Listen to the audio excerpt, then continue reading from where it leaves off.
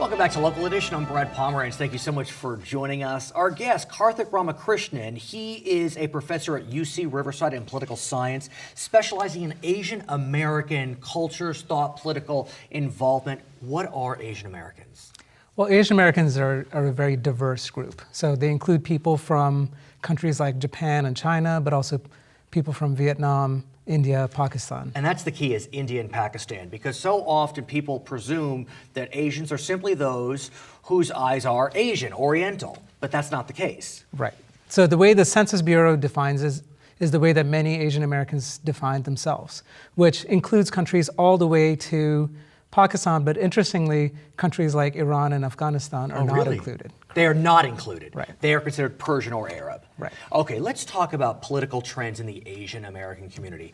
I remember back in the 80s, it seemed as if Asians were trending, or at least voting fairly Republican, but that has changed. That's changed in a major way. So if you look at the presidential elections, which is one of the ways you can look at it over time, from 1992, Asians were voting about a third for the Democratic candidate for president.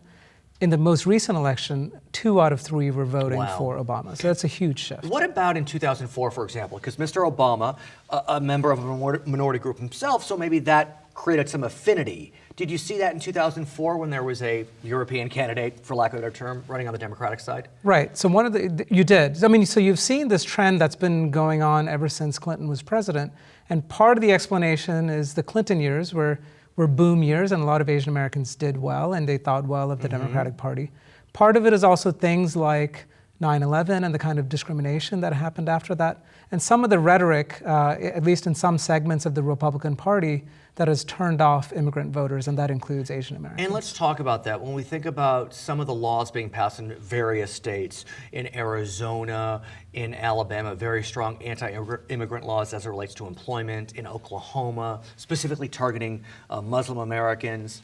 How is that playing out in those fairly conservative states? Well, the way that it plays out is many of these Asian American voters have not made up their minds on the political parties. So if these are some of the prominent images coming out of what the party represents, that's a problem. And this is something that you're seeing even at the national level. You've mentioned all of these states, but Mitt Romney, for instance, just recently touted the endorsement of one of these individuals who's promoting these laws in various states. So that sends a message of what the Republican Party is about. And the Republican Party is diverse, and you do have Asian Americans who are Republicans, but it makes it hard for that party to gain market share. In California, we have a few high-level Asian Americans that have been elected to office. John Chung is the controller. Kamala Harris, she descends from an Indian American.